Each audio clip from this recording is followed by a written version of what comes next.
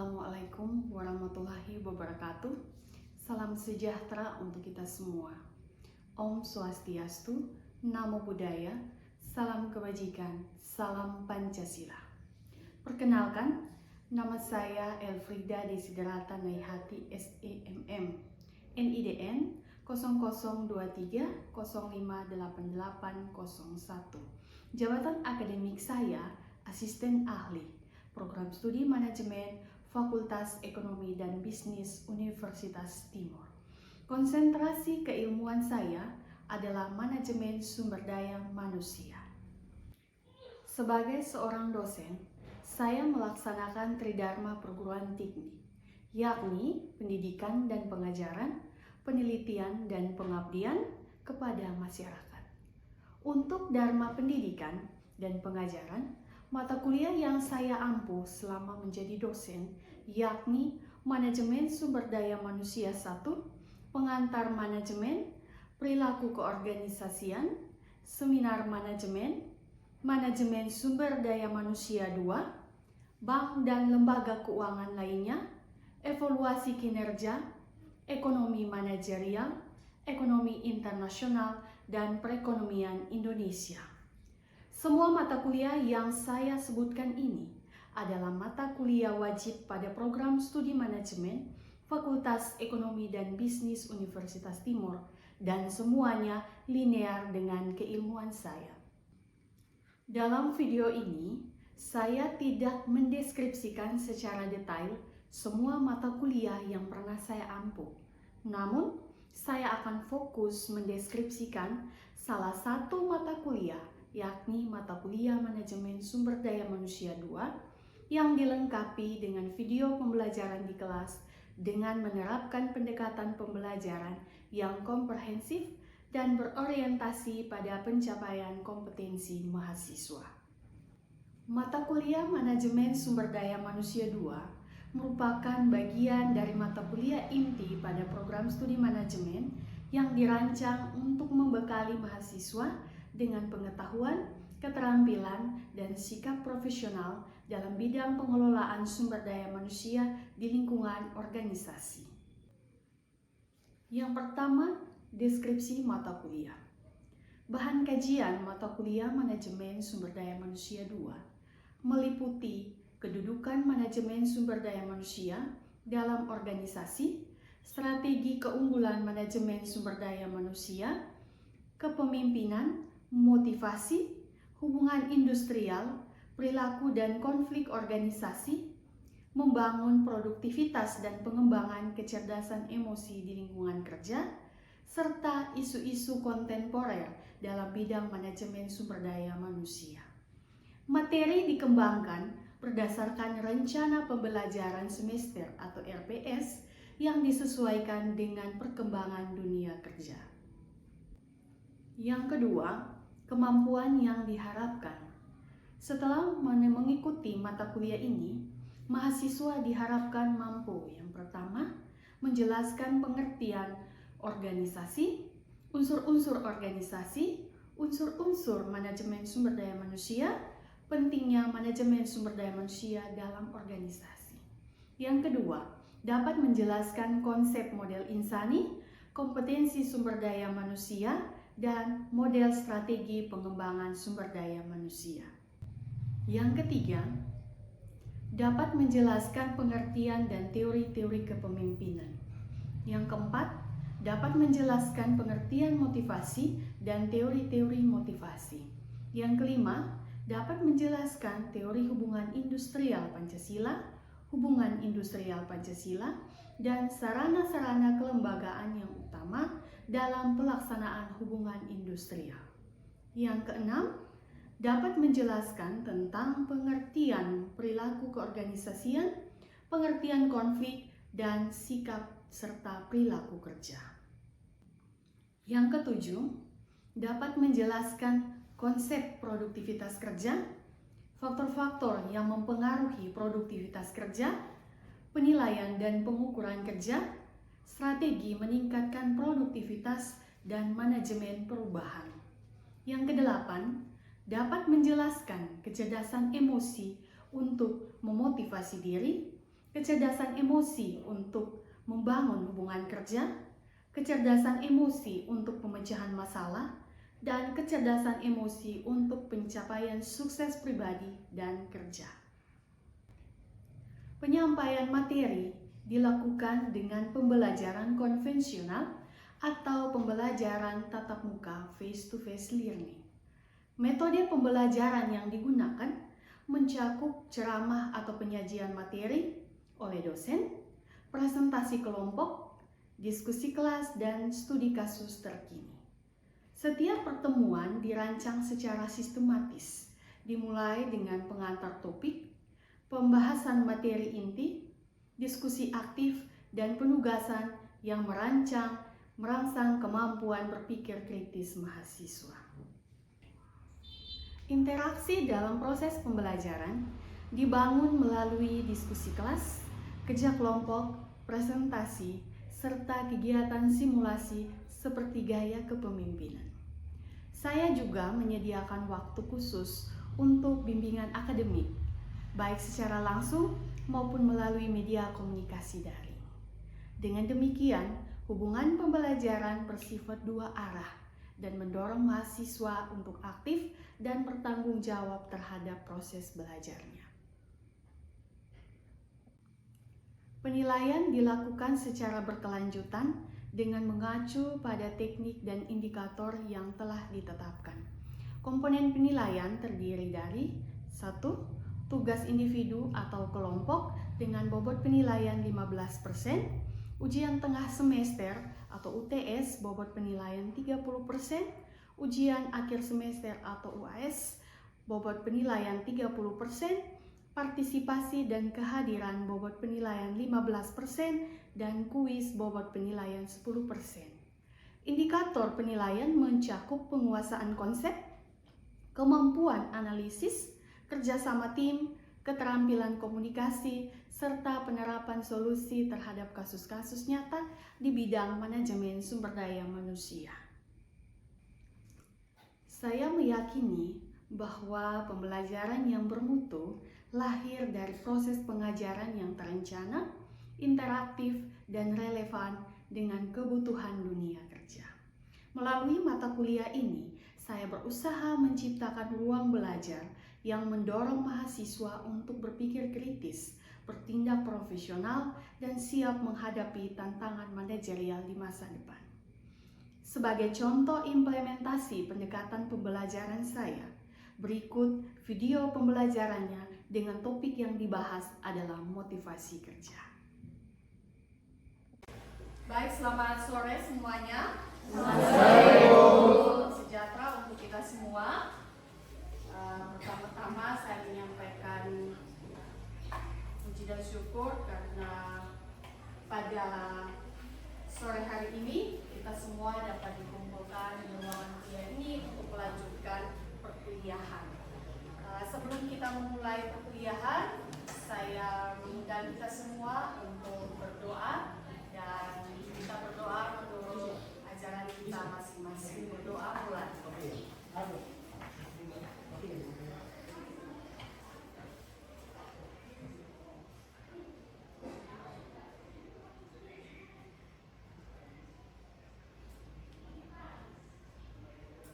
Selesai.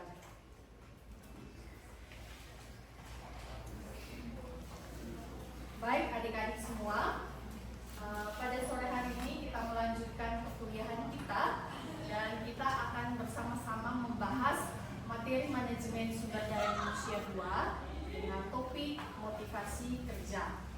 Dalam perkuliahan hari ini tentu saja dengan membahas topik motivasi kerja dengan tujuan pembelajarannya adalah mahasiswa mampu menjelaskan pengertian motivasi, teori-teori motivasi, dan juga tujuan dari pemberian motivasi kerja. Saya berharap bahwa pembahasan materi hari ini, perkuliahan hari ini dapat berjalan dengan baik dan nanti kemudian kita akan berdiskusi bersama. Semoga perkuliahan kita ini dapat dilancarkan dan ada partisipasi aktif dari teman-teman yang lain.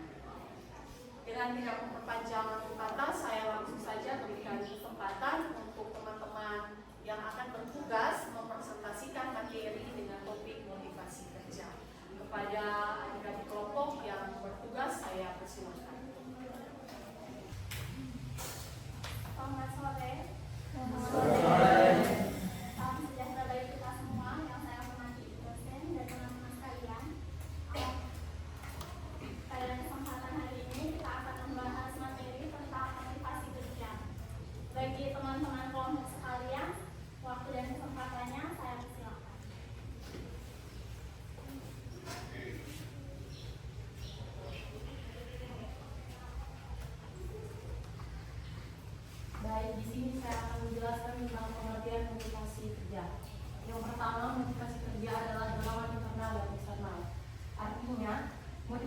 bekerja adalah semangat atau dorongan yang membuat seseorang dan mampu bekerja dengan baik. Dorongan ini bisa berasal dari dalam diri kita sendiri, eksternal, seperti keinginan untuk berkembang, merasa puas setelah menyelesaikan tugas, atau mencintai pekerjaannya. Selain itu, eksternal itu dari luar diri, seperti gaji, bonus, pujian dari atasan, atau kesempatan promosi.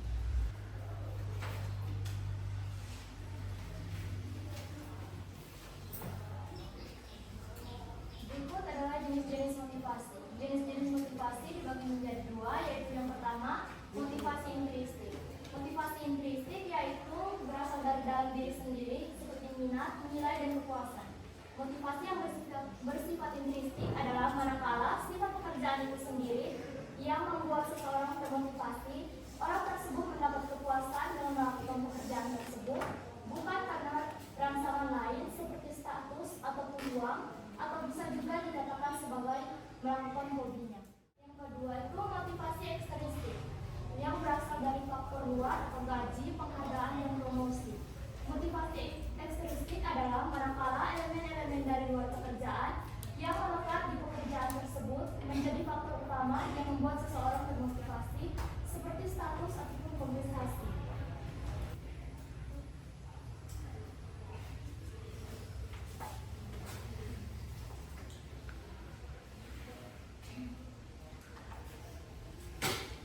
Berikut kita masuk kepada kriteria itu. Yang pertama itu Kerimasto. Kerimasto itu menunjukkan bahwa pada dasarnya itu semua manusia itu memiliki kebutuhan pokok yang menunjukkan dalam 5 tindakan yang terbentuk piramida. 5 tindakan itu, yang pertama itu fisiologis. Kebutuhan dasar seperti makanan dan minuman itu bagaimana dalam perusahaan atau dalam suatu organisasi kita memberikan imbalan kepada setiap orang, memberikan dia seperti makan minuman dalam setiap harinya, maka orang tersebut itu akan termotivasi untuk bekerja. Maka itu adalah sebagai bentuk motivasi kepada karyawan tersebut. Maka dia akan mengembangkan karyawan tersebut itu akan memberikan kontribusi kepada perusahaan tersebut atau tempat kita bekerja. Yang kedua itu tenaga nyaman, merasa aman dalam bekerja. Itu bagaimana perusahaan memberikan pelayanan kepada karyawan dalam setiap harinya, mungkin keamanan dalam tempat bekerja, contohnya seperti dalam hal kalau hal gangguan dari orang luar, bagaimana kita menghadapi hal-hal tersebut. Paling ketiga itu tentang sosial. Sosial itu merasa diterima dan harga dalam kelompok. Itu bagaimana dalam perusahaan kita menciptakan perusahaan tersebut seperti keluarga atau kelompok. Bagaimana kita merangkul orang-orang yang pada awalnya kita belum ketemu sama mereka, kita masuk sebagai keluarga, adik atau kakak, sehingga kita menciptakan sesuatu yang baik dalam perusahaan kita ini. Maka dengan tujuan tersebut, perusahaan kita akan mencapai tujuan kita. Yang kedua itu penghargaan. Ingin dihargai dan diakui. Itu penghargaan suatu yang diberikan kepada karyawan yang berprestasi, mungkin dalam kontribusinya itu mungkin sedikit, memiliki kelebihan sedikit. Bagaimana perusahaan memberikan timbal balik kepada karyawan tersebut, sehingga itu sebagai motivasi untuk terus bekerja. Mungkin akan bersaing dengan karyawan-karyawan yang lain juga. Yang kelima itu aktualisasi diri. Ini bagaimana dan menggunakan semua potensi diri. Aktualisasi diri ini bagaimana kita berikan pelatihan kepada karyawan kita, mungkin kita berikan arahan bagaimana kita di rumah kita berikan arahan kepada karyawan kita, bagaimana mengembangkan talenta atau ini kita punya bukan hanya di kantor saja, tapi di mana saja kita berada.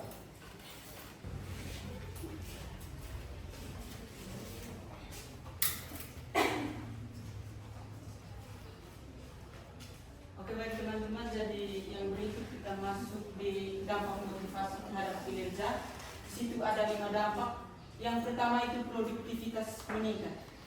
Jadi produktivitas meningkat ini di mana kita bisa meningkatkan kegiatan kita agar di dalam satu perusahaan itu kita bisa menjalankan suatu bisnis kita dengan baik.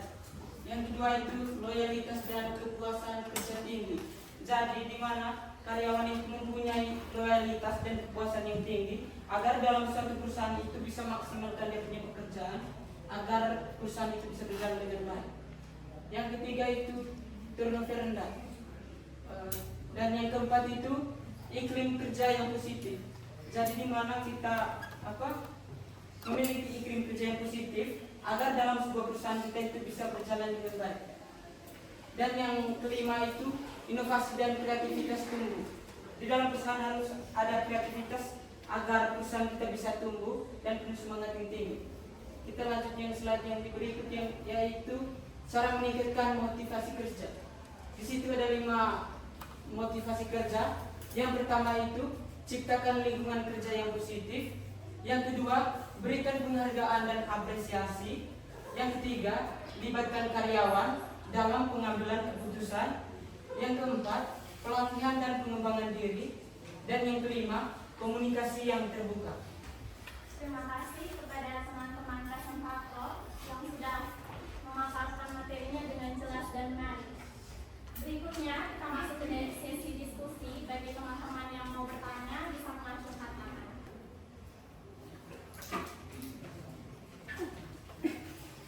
Perkenalkan, nama saya William Musboni Filipena. Baik, di sini saya ingin bertanya, bagaimana cara meningkatkan motivasi kerja karyawan? Baik, saya ulangi, bagaimana cara meningkatkan motivasi karyawan?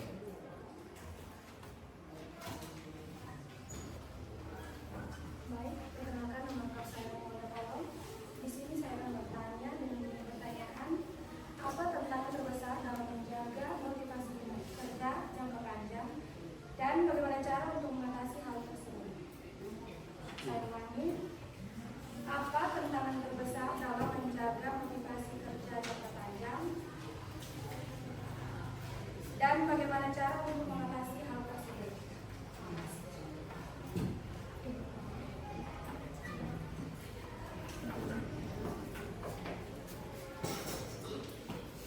Baik, perkenalkan nama saya Maria Luciano. Saya akan memberikan pertanyaan dengan bunyi pertanyaan.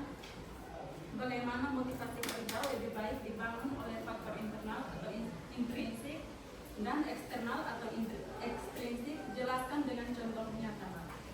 Saya ulangi. Bagaimana motivasi kerja lebih baik dibangun oleh faktor internal atau intrinsik dan ekstrinsik? Jelaskan dengan contoh nyata. Terima kasih kepada teman-teman yang sudah bertanya. Berikutnya kita memberikan waktu kepada teman-teman kelompok untuk mendiskusikan jawaban atas pertanyaan yang sudah diberikan.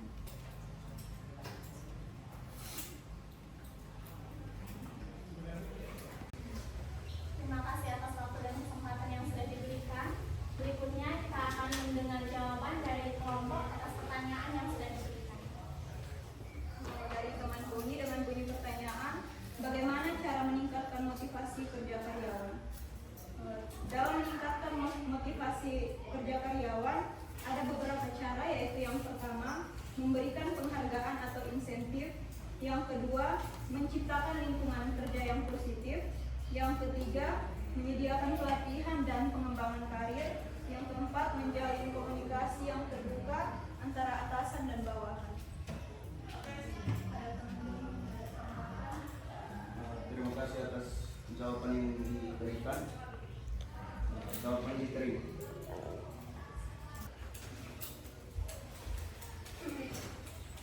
Baik, mungkin saya akan menjawab pertanyaan dari teman Anda. Dengan bunyi pertanyaan, apa tantangan terbesar dalam menjaga motivasi kerja jangka panjang dan bagaimana cara untuk mengatasi hal tersebut? Tantangan terbesar dalam menjaga motivasi kerja jangka panjang adalah rasa jenuh, kurangnya penghargaan, serta tekanan atau stres kerja yang terus-menerus. Cara mengatasinya, menetapkan tujuan kerja yang jelas dan realistis. Yang kedua, memberikan penghargaan atau apresiasi. Yang ketiga, menciptakan suasana kerja yang positif. Dan yang keempat, mengembangkan diri secara berkala. Pak ada setengah dari teman Alda. Baik, terima kasih dan saya terima. Terima kasih.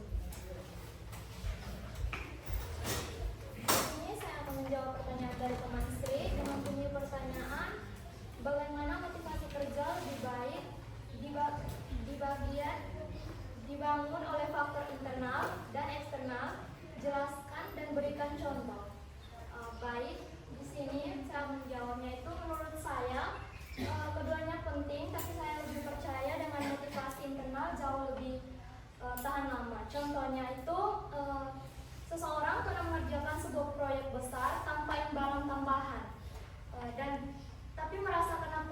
semakin menantang dan bermanfaat untuk pertumbuhan, dia tetap melakukan pekerjaan tersebut dengan bersemangat. Di sisi lain, motivasi eksternal seperti bonus itu bisa mendorong kerja cepat, tapi seringkali hanya bersifat sementara. Jadi perusahaan idealnya membangun sistem yang menyeimbangkan keduanya. Apakah jawaban diterima atau masih ada sanggahan? Baik, terima kasih jawabannya diterima. Terima kasih.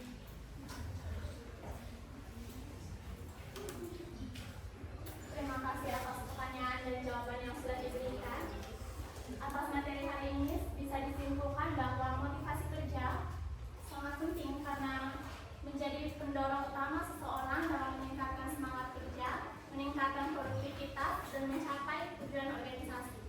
Selain itu, motivasi kerja juga tidak hanya bermanfaat kepada karyawan secara individu, tapi juga kepada organisasi dalam mencapai tujuan organisasi secara keseluruhan. Sebagai moderator, saya mohon maaf apabila ada kesalahan dalam memandu presentasi hari ini. Semoga materi yang sudah disampaikan bermanfaat bagi kita semua. Berikutnya, saya memberikan kesempatan kepada Ibu Desi sebagai dosen pengampu untuk memberikan penjelasan terkait materi hari ini tentang motivasi kerja. Baik, terima kasih moderator. Kita berikan aplaus untuk teman-teman yang kita menyampaikan terima kasih untuk teman-teman yang sudah bertugas menyampaikan materi hari ini dan juga moderator yang sudah membantu mengatur diskusi kita siang hari ini. Sebelum mengakhiri pertemuan kita, saya akan memberikan penjelasan tambahan atau kesimpulan materi dengan topik yang sudah kita bahas tentang motivasi kerja. Tadi teman-teman sudah menjelaskan begitu banyak tentang materi motivasi, yang mana kita ketahui bahwa motivasi ini merupakan dorongan dari dalam diri seseorang agar dia memiliki semangat untuk bekerja di dalam lingkungan kerja. Dorongan yang ada di dalam diri seseorang itu datang dari dalam, tidak hanya dari dalam atau intrinsik, tetapi juga faktor ekstrinsik juga turut berpengaruh untuk menyemangati seseorang dalam melakukan suatu pekerjaan. Tadi teman-teman sudah menjelaskan bahwa ada dua faktor yang mendorong seseorang itu memiliki semangat untuk bekerja, yakni yang pertama adalah faktor intrinsik atau faktor yang berasal dari dalam diri seseorang. Yang kedua adalah faktor ekstrinsik, yang mana faktor ekstrinsik itu berasal dari luar diri seseorang. Itu contohnya seperti apa saja? Hadiah, gaji atau imbalan. Yang berikut itu apa? Bonus. Kemudian berikutnya apa? Lingkungan kerja, ya toh? Hubungan kerja antara teman sejawat atau hubungan kerja antara pimpinan dengan bawahan.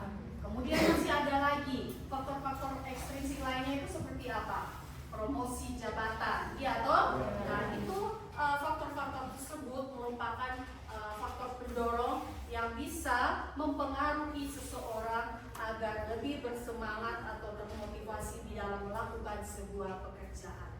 Tadi teman-teman kelompok yang mempresentasikan juga sudah menjelaskan ada beberapa teori-teori motivasi yang tadi sudah disebutkan. Ada teori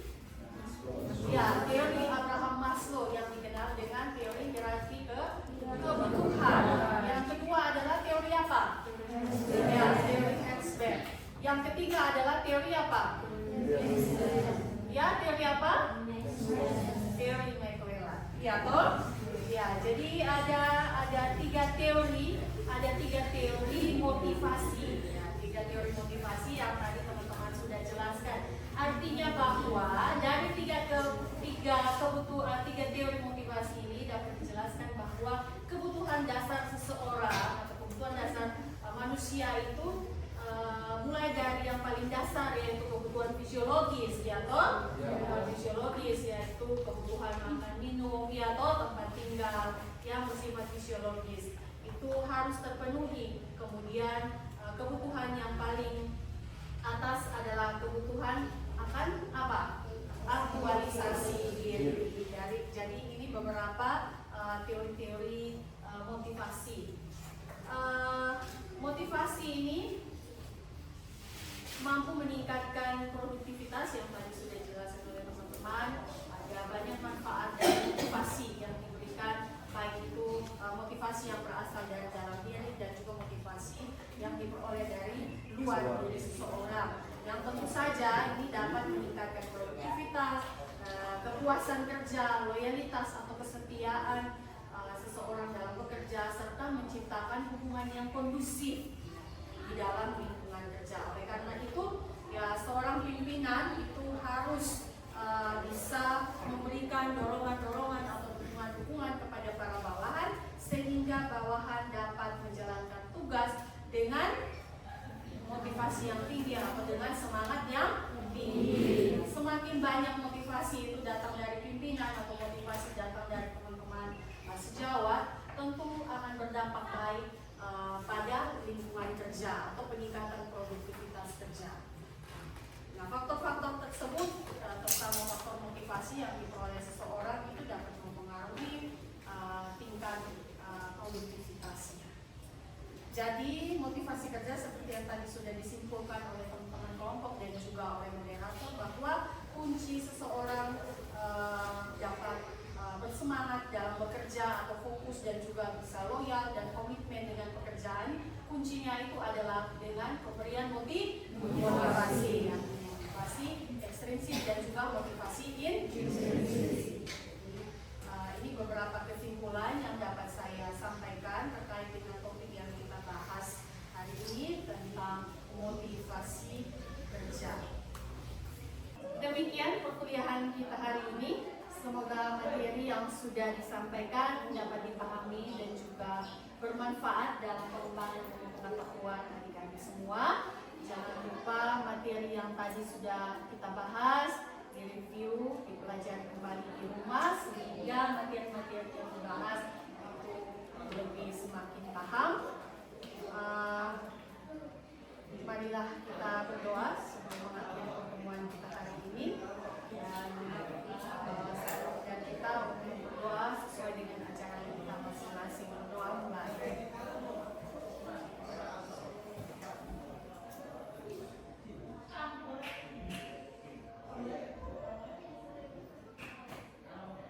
Selesai. Baik adik-adik semua, terima kasih atas perhatian dan juga partisipasi semua.